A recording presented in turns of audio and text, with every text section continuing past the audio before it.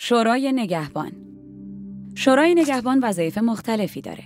نظارت بر سلامت انتخابات، تایید صلاحیت کاندیداها و تایید یا رد انتخابات از جمله این وظایفه.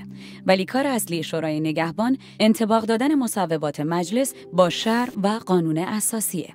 این مصوبات بدون تایید شورای نگهبان اعتباری ندارن. شورای نگهبان حداکثر طی 20 روز باید نظرش رو در مورد مصوبات مجلس اعلام کنه.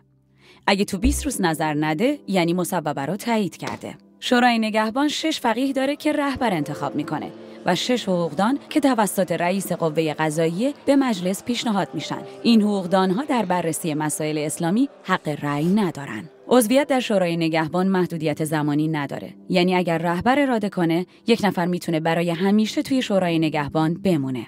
مثل احمد جنتی که از روز اول تا امروز، یعنی 37 ساله عضو این شورا بوده.